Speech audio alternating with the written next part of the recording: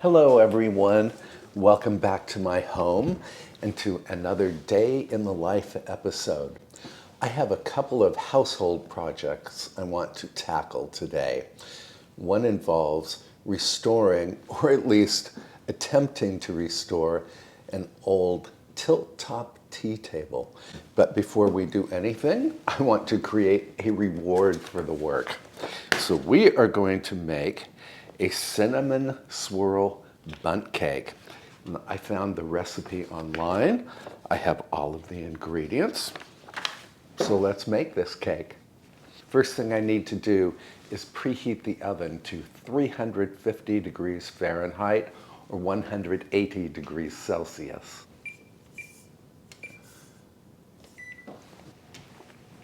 This recipe is written out in grams as opposed to cups. And the first thing we need is 350 grams of all-purpose flour. So I have my digital scale right here. Zero out the scale so it does not weigh the empty bowl. And I will link this recipe in the description below.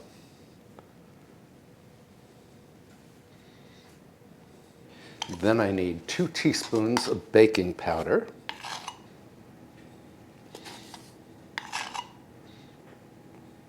And 1 teaspoon of salt. And then we can whisk these dry ingredients together. I'm going to use my glass bowl for this stand mixer, just so that you can see what's going on in the mixer.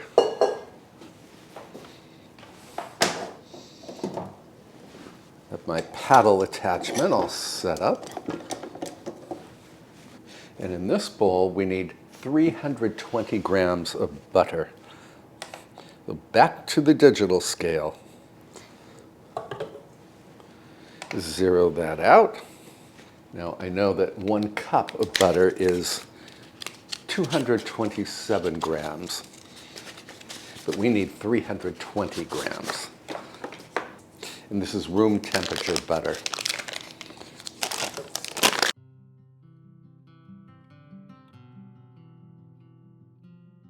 So I have 338 grams in here right now.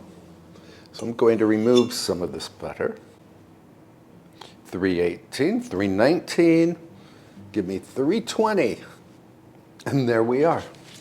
We need to beat this butter until it turns very creamy.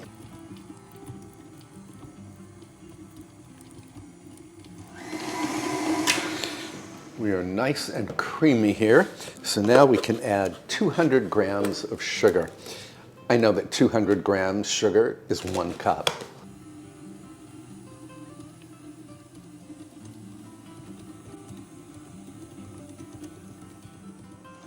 And we need to beat the butter and sugar until they turn light and fluffy.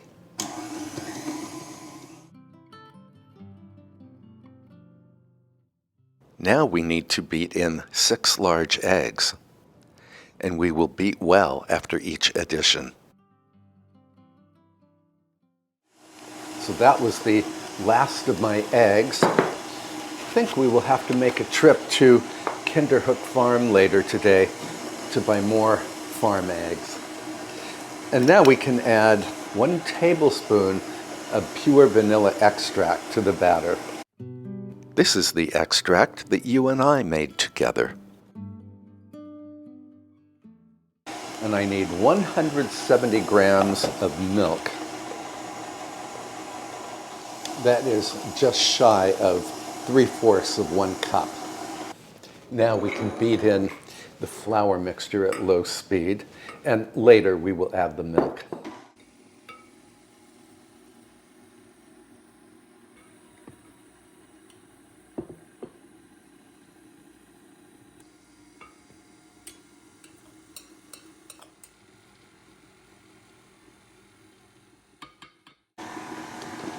Now we can add the milk.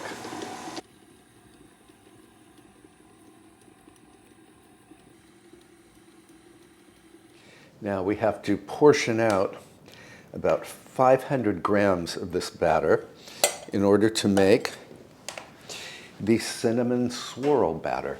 This is a very interesting recipe.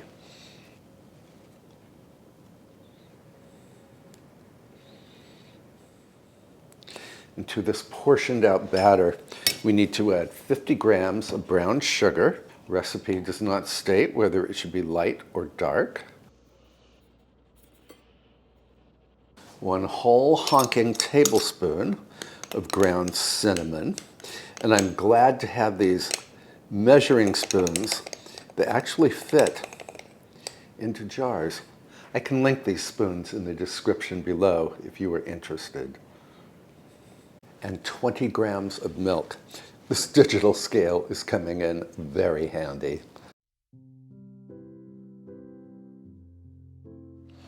And then we fold these ingredients together.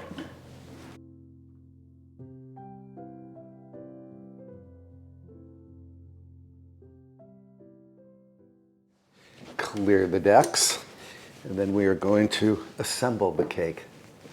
I'm going to use this 10-cup Bundt pan here, and I'm going to spray it with baking spray. Baking spray contains flour.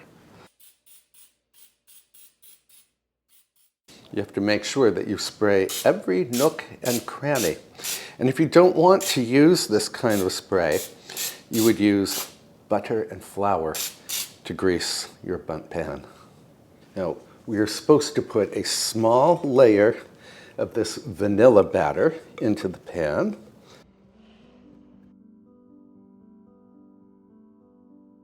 Then we add a layer of the cinnamon swirl batter.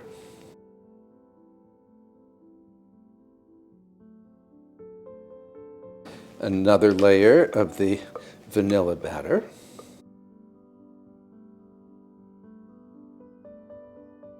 More of the cinnamon swirl batter. And the remaining vanilla batter.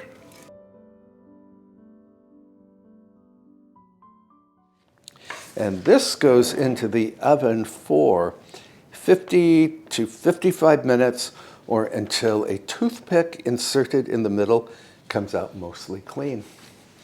And into the oven we go.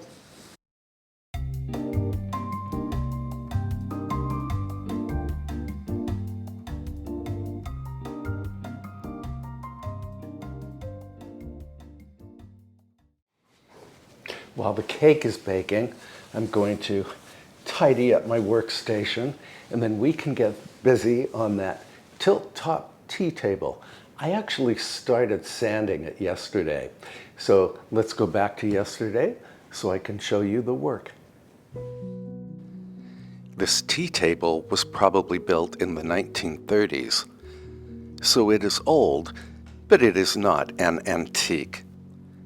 The table was in bad shape when I purchased it at auction some 20 years ago. It's high time that I try to restore it. Tilt-top tea tables were designed so they could be placed against a wall for storage when the top is tilted to a vertical position. To begin this restoration project, I first sanded the top. This initial sanding quickly removed all of the existing finish and all but one rather stubborn water stain.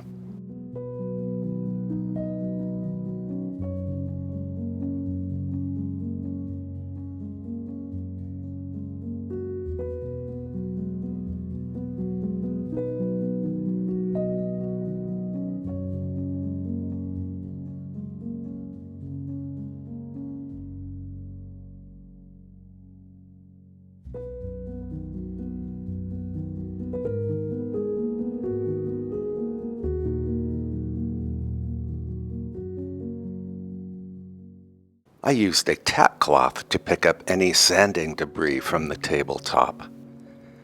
A tack cloth is simply a piece of sticky fabric. You can buy tack cloths in almost any hardware shop.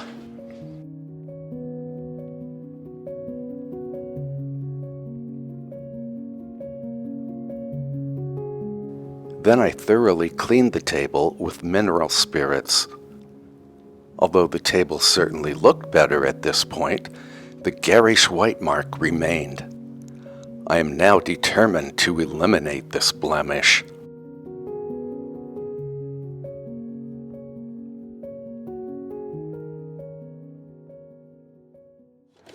Well, I will have to do some research on how to potentially eliminate this mark. I'm pretty sure it's a watermark, but the water penetrated the finish. And I don't want to keep sanding because I'll end up with a hole in the table. So I will do my research tonight, and then we will come back to this tomorrow.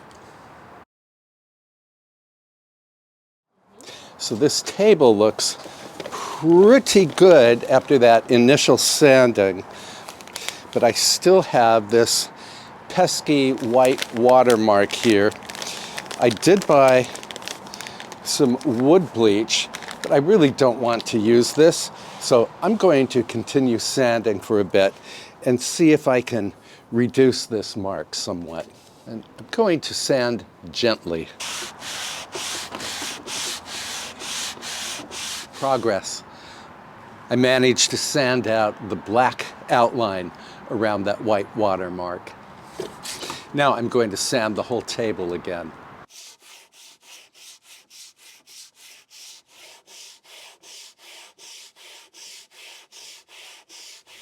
I'm going to see what happens when I put some mineral spirits on this little mark here.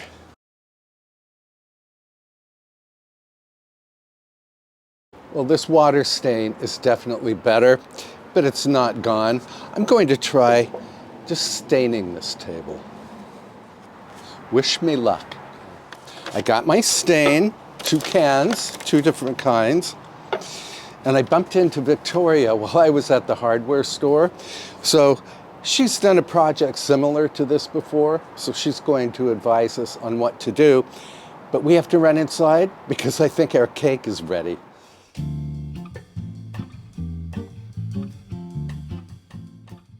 We have to let this cool for about 20 minutes before we can unmold it.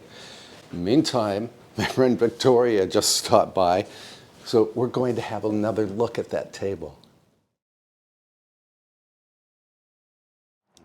Victoria is here off camera, and she said to try a lighter shade on this stain first, so I have something called Minwax Golden Oak. Now, I have one inconspicuous area that I sanded over here. I'm going to try first. Ooh, I like.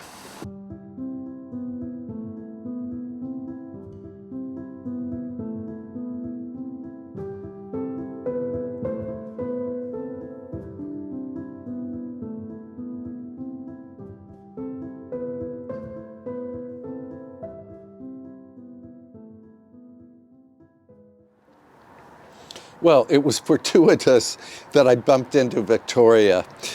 She's gone home to fetch her entire collection of wood stains, and we're going to do some more experiments on this white watermark. But in the meantime, we need to unmold the cake. So it has been about 20 minutes that this cake has stayed in its pan. Going to unmold it, and I forgot to tell you, I don't know what this cake is going to taste like because I've never made it before, but it certainly smells enticing. It's a scent of pure cinnamon and pure vanilla. Say a prayer that this unmolds. Voila! It looks beautiful. And of course, we have to let this cool completely before we can, well, I will either glaze it or I will simply dust it with confectioner sugar. Let's head back outside. Vicky and I experimented with various stain colors to try to mask the obstinate white mark on the table. We finally settled on a mixture of 2 stains. One stain is called gunstock, the other is called early American.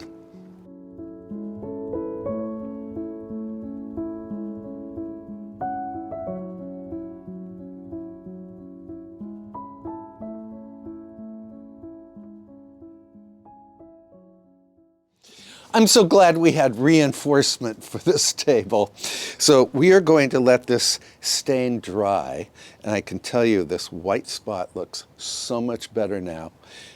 We will let this dry overnight.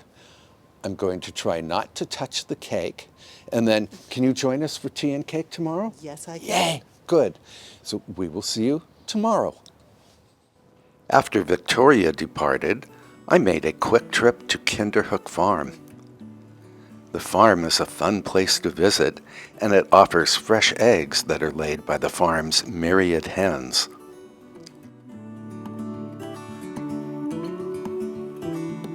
Look ahead, the sea is calm, and I know we've been through a lot, but just wait.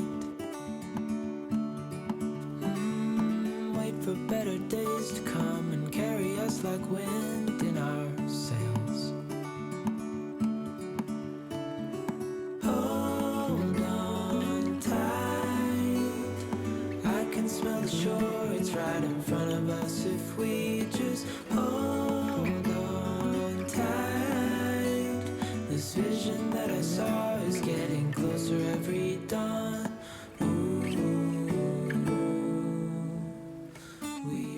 I made a new friend at the farm. Her name is Dolly, and she loves to play fetch.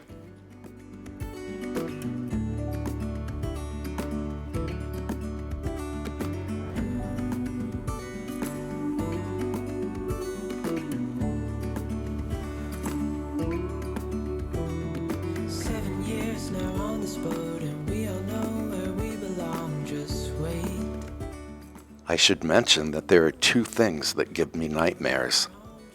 The first is the thought of running out of butter. The next is my fear of running out of eggs. If you are a baker, you may have such nightmares too.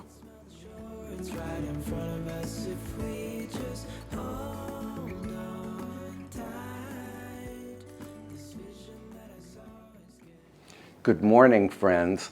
It's a new day, and I'm getting ready to apply the final finish coat on this table. I think the troublesome spot over here is as good as it's ever going to be. And I was going to do this project outdoors, but the temperature is much too low to use any urethane. So we are in the old north wing of the house.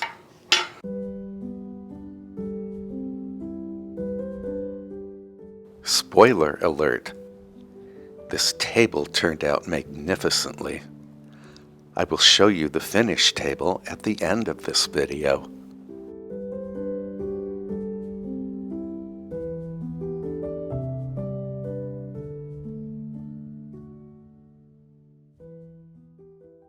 Well, I am very happy with the look of this table after just one thin coat of the spar urethane. I need to let the urethane dry for about 30 minutes, then I will come back, lightly sand the table, and apply a second coat. The tilt-top tea table saga continues. So depending on where you're viewing this table from, this discoloration is not troublesome at all, or it screams very loudly. So I'm going to try to put a tiny amount of this, it's called Polyshades urethane. This is a mahogany. And we will just see what happens here. This Polyshades product made a big difference. It really helped to darken that white spot. Now, I showed a picture of this spot to the person at the paint counter at my local hardware store. She thought it was a knot in the wood, and it's resin from that knot that is blocking the adherence of any stain or any other product. So maybe we just have to live with the discoloration.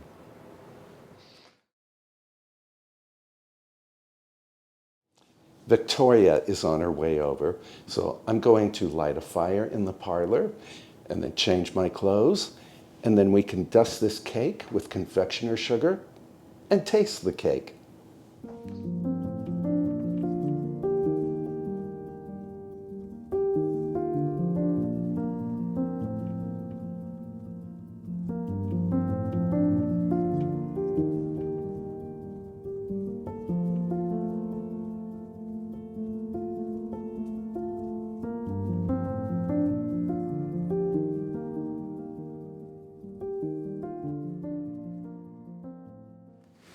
I've decided that this cake deserves a nice cake stand. Confectioner's sugar.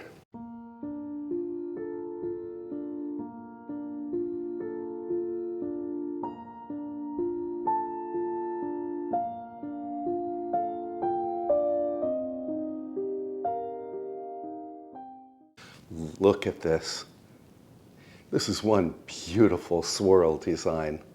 And I can already tell, just from cutting through this cake, that it is very moist. And I think Irish breakfast tea, which I buy at Tierra Farm, is probably the right tea to go with this cinnamon and vanilla flavored cake.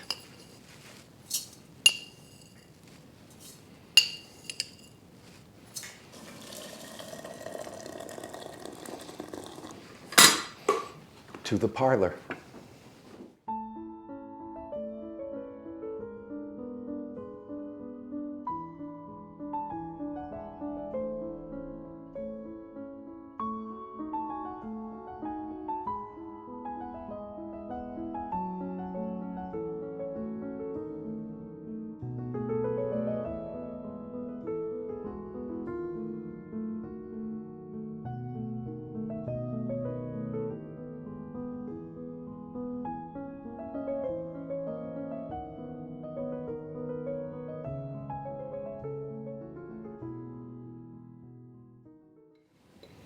Do you want milk?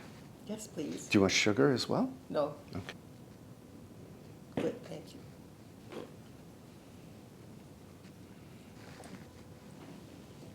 Cheers. Cheers.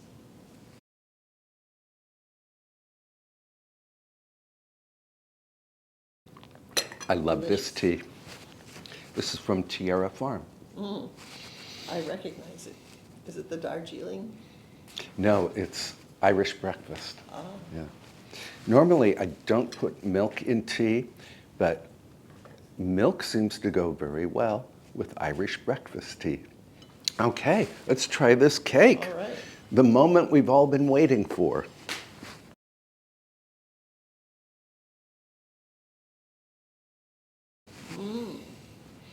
Very good. This cake is absolutely delicious. Do you agree? I agree. It's definitely moist. Do you agree? I agree. It's cinnamony, but I think Vicki and I both think it could use even more cinnamon. And again, I will post the printable recipe for this cinnamon swirl bundt cake in the description below. Thank you so much for spending time with us as we shopped at Kinderhook Farm. We worked on that tilt-top tea table, and we made this glorious cinnamon swirl bundt cake. I can put a couple of my other videos at the end of this one that you can enjoy between now and my next upload. Until then, please treat yourself very, very well, and I will see you in the next episode. Chin chin. Chin chin, Vicki. Sanjay.